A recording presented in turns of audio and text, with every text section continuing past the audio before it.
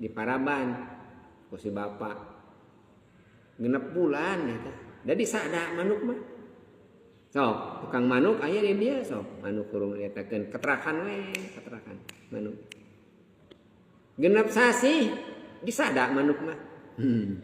Jelema diketrakan Gusti Allah kurang dikir genep puluh tahun urang dirizikian ku Gusti Allah da teu disada-sada.